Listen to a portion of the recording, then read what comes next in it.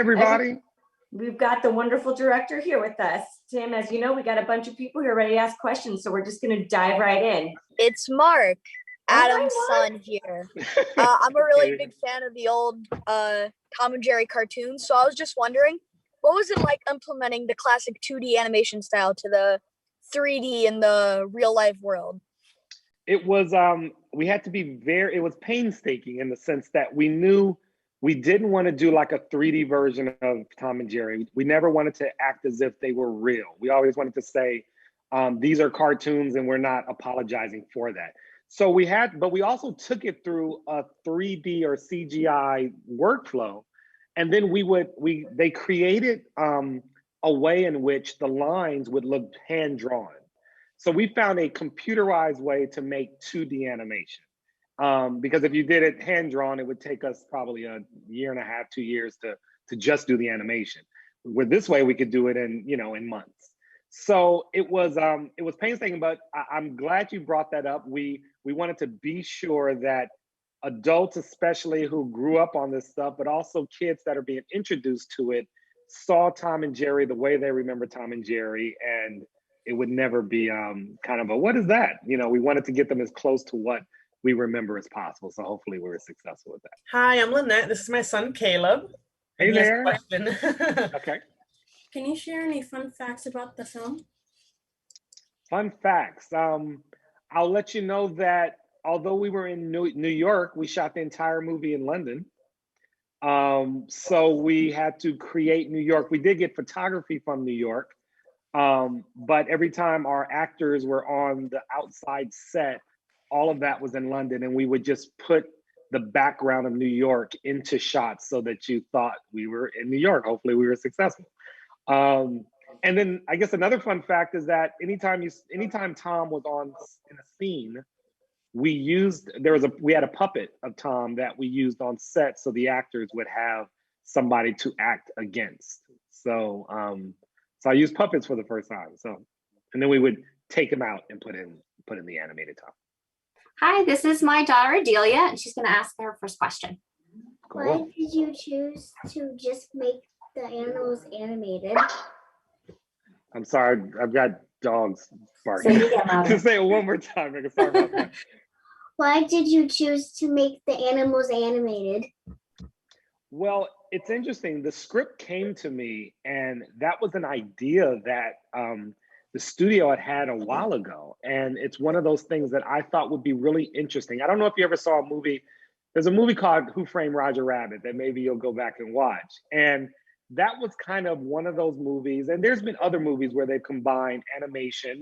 Mary Poppins is one of the first that did it. And I'm the original Mary Poppins. So we just always knew that because we were dealing with Tom and Jerry, one of the ways to make this film interesting would be, okay, we didn't want to do a complete animated movie because you kind of seen that, So we thought, what it would be like if Tom and Jerry was in a real world, and when they destroyed something, it was actually stuff we know and we're in, and and you're in hotel rooms or cars. So we kind of always knew we wanted to do that because we thought it would be the most fun for kids, but especially adults, to see these iconic characters in a real world. And so we decided to go that route. Hopefully it was entertaining. My name's Emily. I'm 5, and we want to ask you, how did Tom and Jerry come into the world? The real world. How did they? I guess I'll tell you how we made it happen. We used a computerized system of creating CGI characters. And so we would shoot the scene just like you would, in a regular movie with the actors. And the actors would most of the time have to either act against a puppet or in some cases act against nothing. They would just have to say the lines to nothing and act as if they heard something. And sometimes I'd be offset reading their line, the other lines back to them, or I would say what Tom and what Jerry is doing. And then after that, we would take the footage and our computers would go to work and just basically create Tom and Jerry inside of a computer and then place them inside of our footage. And that's basically how we brought it to life. So asking, I got it. We're on mute. Ask. Hi. Who was your favorite character? Like, was it Tom or Jerry? Or anyone else? I'm a big Jerry fan. A really, really big Jerry fan. Just because Jerry's got a swag, nothing rattles him. He's kind of cooler than Tom. You know, some will argue with me, but I just think he's really cool. And I always loved, from my childhood, I always loved that Jerry had his own home with all the little things that we would have in our house, but in a mouse size.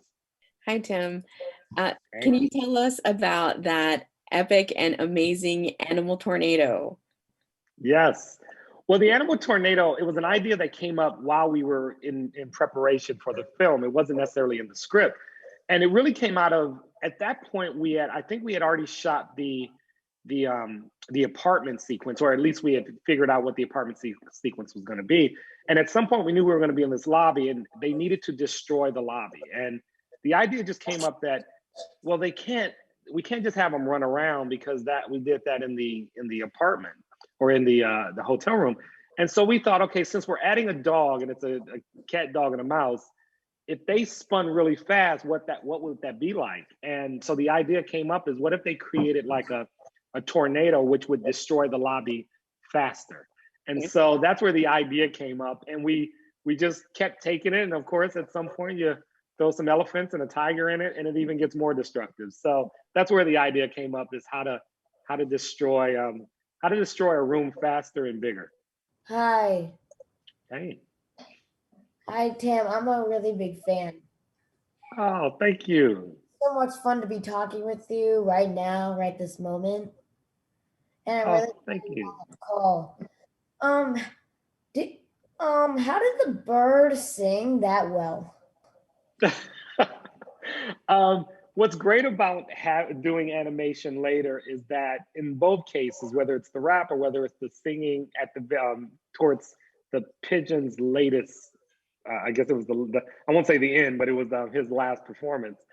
We just thought, we found a song that we loved. And what's great and what we have to do in these situations is, once you have it early enough, you can then take that song, and basically the animators will take our character that we've created and literally frame by frame have them do what the song does. And it's really cool because they'll show it once and then you can say, hey, I wish his neck went up high, you know, it stretched a little bit more. And you can add stuff to the animation as the animators are starting to figure it out.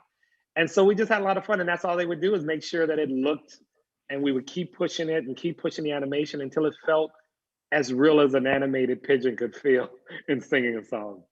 How did you do the drone scene?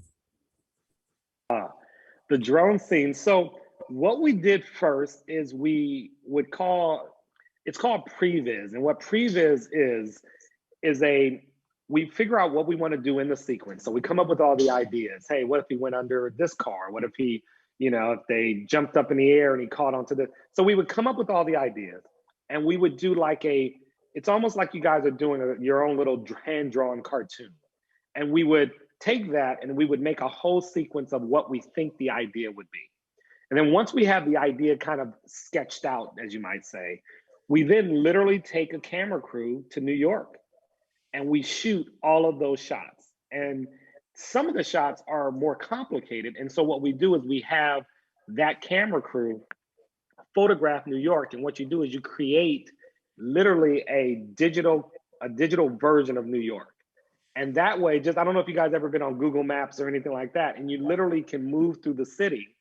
Even though we're not there, we have physical pictures of every building, and sometimes we have to add people and this and that. And we literally would combine the actual footage with computer footage of New York or computer photographs of New York, and basically the drone was completely fake. It never was real. It's a total CGI digital version of a drone.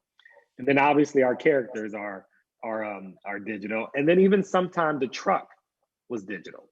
So we would just create the entire thing. The skateboard was definitely digital. That we had a version of the skateboard that we could scan and then create our own version of it.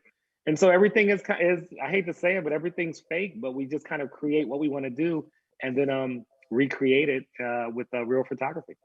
Hello there. So I wanted to know, well, and I think Jacob does too. Me. What made you choose to voice the pigeon? Voice. Well, what's fun about the world of Tom and Jerry is that characters talk, some characters do, some characters don't. There's never been a rule. And this idea of the pigeons, I wanted to start the movie to see all of New York. New York is always beautiful from the sky. And so as we were doing it, then at one point it was like, well, we need to kind of show the world that we're about to get into.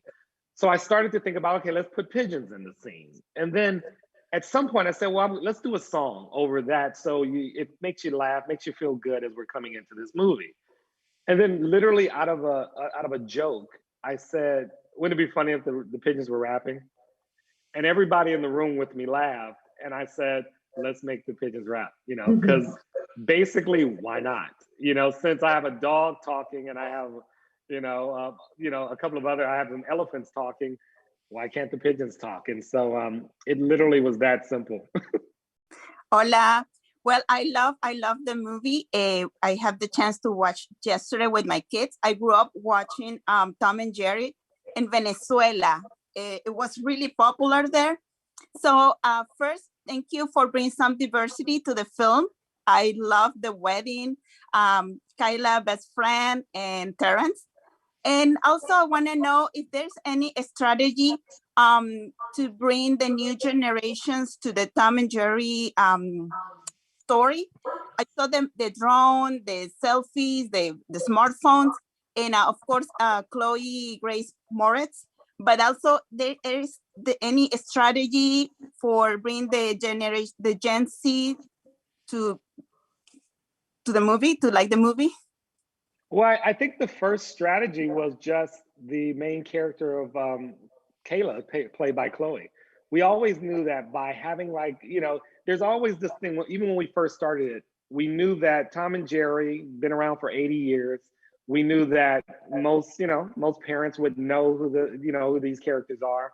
And I also wanted to take time to, sometime bring in old stuff, but I also wanted to be sure it would connect with the new generations, because I have a 9-year-old son. Well, he was 7 when I started the movie, but that I wanted to introduce to Tom and Jerry. And so we knew through the eyes of, a younger generation that we might get a little bit more acceptance of these characters. So the strategy was kind of embedded in the storytelling. Just then, if we told them, I guess you could say a younger story, quote unquote, or if we combined a young story with the story of the hotel and what it's going through, that we thought we could get more, it'd just be more accessible to many generations.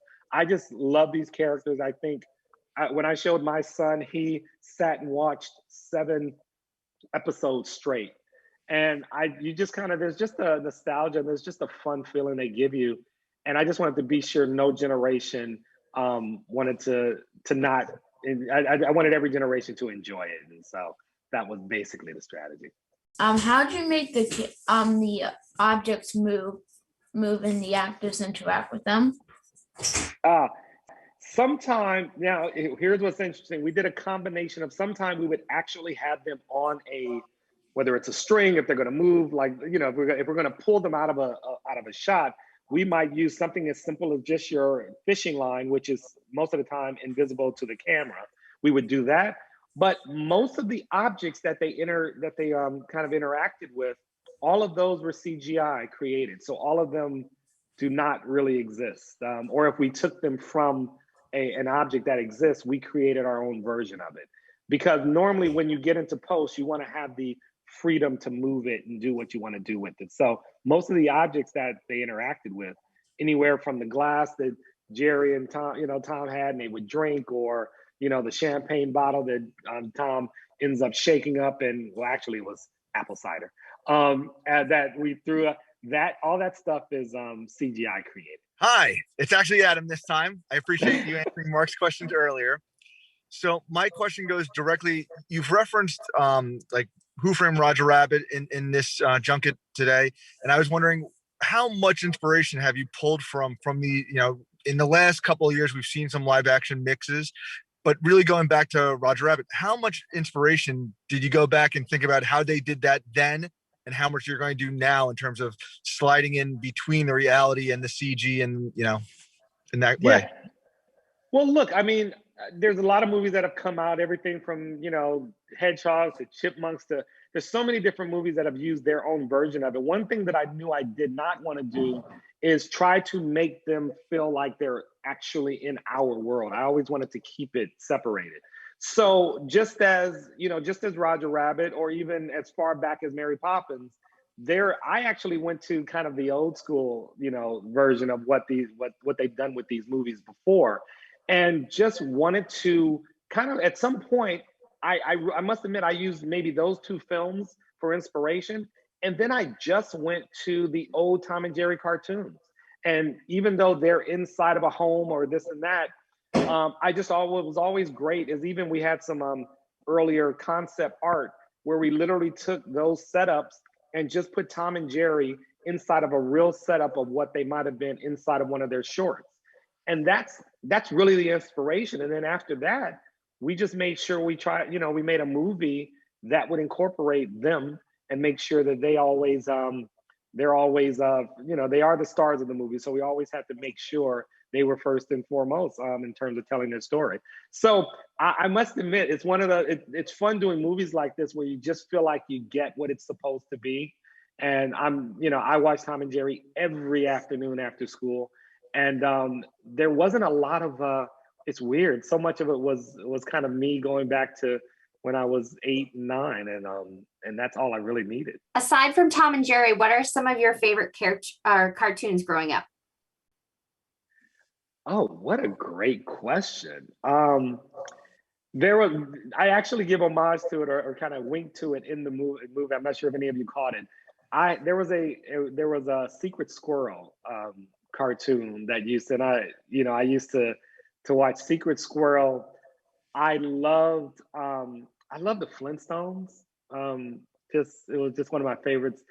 And I'm trying to think, the Super Friends. Oh, there's so many. As I'm starting to think back, and even the Thundercat. Oh, there's a lot of them. I'm trying to remember Wacky Races. I don't know if you guys remember Wacky Races, but there were just so many cartoons that the list goes on. But those are a few of them. Thank you so much.